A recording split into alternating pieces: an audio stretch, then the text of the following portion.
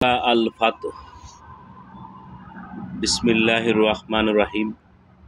নিশ্চয়ই আমি আপনার জন্য এমন একটা ফয়সালা করে দিয়েছি যা সুস্পষ্ট, যাতে আল্লাহ আপনার অতীত ভবিষ্যতে ত্রুটিসমূহ মার্জনা করে দেন এবং আপনার প্রতি তার নিয়ামত পূর্ণ করেন ও আপনাকে সরল পথে পরিচালিত করেন এবং আপনাকে দান করেন বলিষ্ঠ সাহায্য।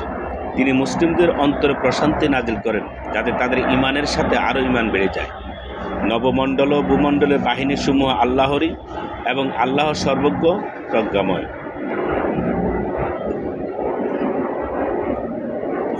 ইমান এজন্য বেড়ে যায় যাতে তিনি ইমানদার পুরুষ ও ইমানদার নারীদেরকে জান্নাতে প্রবেশ করান, যার তলদেশে নদী প্রবাহিত, সেথায় তারা চিরকাল বসবাস করবে, এবং যাতে তিনি তাদের পাপ মোচন করেন, এটাই আল্লাহর কাছে মহা সাফল্য।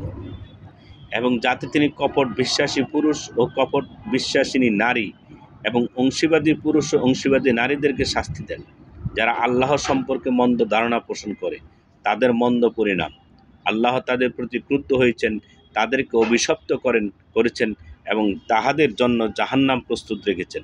তাদের প্রত্যাবর্তন স্থল অত্যন্ত মন্দ।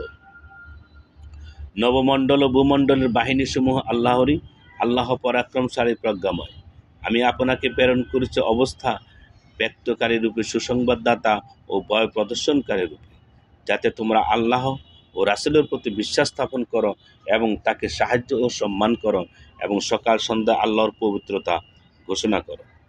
যারা আপনার কাছে অনুগত্যের শপথ করে, তারা তো আল্লাহর কাছে অনুগত্যের শপথ করে।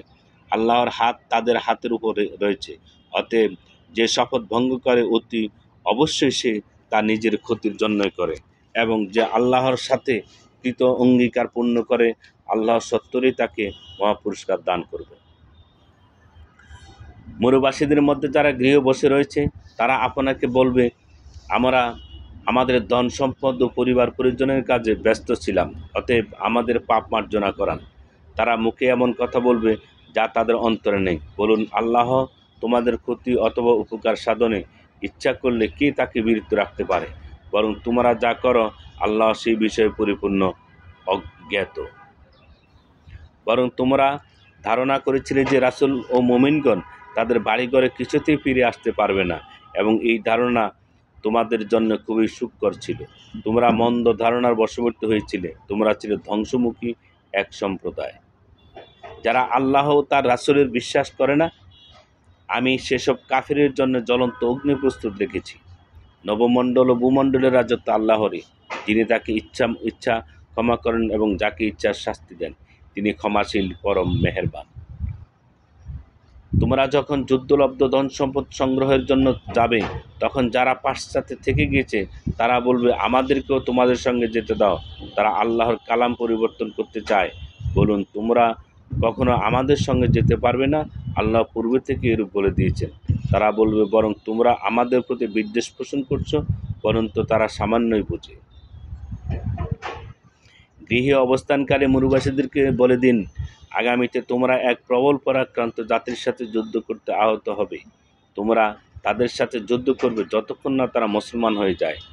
তখন যদি তোমরা নির্দেশ পালন করো, তবে আল্লাহ তোমাদের উত্তম পুরস্কার দিবেন। আর যদি পৃষ্ঠ প্রদর্শন করো, যেমন ইতিপূর্বে পৃষ্ঠ প্রদর্শন করেছে, তবে তিনি তোমাদেরকে যন্ত্রণাদায়ক শাস্তি দিবেন। অন্ধের জন্য, খঞ্জের জন্য ও রুগ্নের জন্য কোনো অপরাধ নাই, এবং যে কেউ আল্লাহ তার রাসূলের অনুগত্য করবে তাকে তিনি জান্নাতে দাখিল করবেন, যার তলদেশে নদী প্রবাহিত হয়। পক্ষান্তরে যে ব্যক্তি পৃষ্ঠ প্রদর্শন করবে, তাকে যন্ত্রণাদায়ক শাস্তি দিবেন। আল্লাহ মুমিনদের প্রতি সন্তুষ্ট হলেন যখন তারা বৃক্ষের নিচে আপনার কাছে শপথ করল। আল্লাহ অবগত ছিলেন যা তাদের অন্তরে ছিল, অতঃপর তিনি তাদের প্রতি প্রশান্তি নাজিল করলেন এবং তাদের আসন্ন বিজয় পুরস্কার দিলেন এবং বিপুল পরিমাণে যুদ্ধলব্ধ সম্পদ যা তারা লাভ করবে। আল্লাহ পরাক্রমশালী, প্রজ্ঞাময়। আল্লাহ তোমাদেরকে বিপুল পরিমাণ যুদ্ধলব্ধ সম্পদের ওয়াদা দিয়েছেন। যা তোমরা লাভ করবে, তিনি তা তোমাদের জন্য ত্বরান্বিত করবেন। তিনি তোমাদের থেকে শত্রুদের স্তব্ধ করে দিয়েছেন, যাতে এটা মুমিনদের জন্য এক নিদর্শন হয় এবং তোমাদেরকে সরল পথে পরিচালিত করে। আর এই একটি বিজয় রয়েছে যা এখনও তোমাদের অধিকারে আসেনি। আল্লাহ তা বেষ্টন করে আছেন। আল্লাহ সর্ববিষয়ে ক্ষমতাবান। যদি কাফেররা তোমাদের মোকাবেলা করত, তবে অবশ্যই তারা পৃষ্ঠ প্রদর্শন করত। তখন তারা কোনো অভিভাবক ও মহাসাহায্যকারী পেত না। এটাই আল্লাহর রীতি, যা পূর্ব থেকে চালু আছে। তুমি আল্লাহর রীতিতে কোনো পরিবর্তন পাবে না। তিনি মক্কা শহরে তাদের হাত তোমার হাত থেকে এবং তোমাদের হাত তাদের হাত থেকে নিবারিত করেছেন এবং তাদের উপর তোমাদের বিজয়ী করার পর তোমরা যা কিছু করো আল্লাহ তা দেখেন। তারাই তো কুফরি করেছে এবং বাধা দিয়েছে তোমাদেরকে মসজিদে হারাম থেকে অবস্থানরত কোরবানির জন্তুদেরকে যথাস্থানে পৌঁছতে। যদি মক্কায় কিছু সংখ্যক ইমানদার পুরুষ ইমানদার নারীরা না থাকতো, তাদেরকে তোমরা জানতে না, অর্থাৎ তাদের পৃষ্ঠ হয়ে যাওয়া আশঙ্কা না থাকতো, অতঃপর তাদের কারণে তোমরা অজ্ঞাতসারে ক্ষতিগ্রস্ত হতে, তবে সব কিছুর চুকিয়ে দেওয়া হতো। কিন্তু এই কারণে চুকানো হয়নি, যাতে আল্লাহ তাআলা যাকে ইচ্ছা স্বীয় রহমতে দাখিল করে নেন। যদি তারা সরে যেত, তবে আমি অবশ্যই তাদের মধ্যে যারা কাফের তাদেরকে যন্ত্রণাদায়ক শাস্তি দিতাম। কেননা কাফেররা তাদের অন্তরের মূর্খতার যুগে জেদ পোষণ করত। অতঃপর আল্লাহ তার রসুল ও মুমিনদের উপর স্বীয় প্রশান্তি নাজিল করলেন এবং তাদের জন্য সংযমের দায়িত্ব অপরিহার্য করে দিলেন। বস্তুত তারাই ছিল এর অধিকতর যোগ্য ও উপযুক্ত। আল্লাহ সর্ববিষয়ে সম্যক জ্ঞাত। আল্লাহ তার রাসূলকে সত্য স্বপ্ন দেখিয়েছিলেন।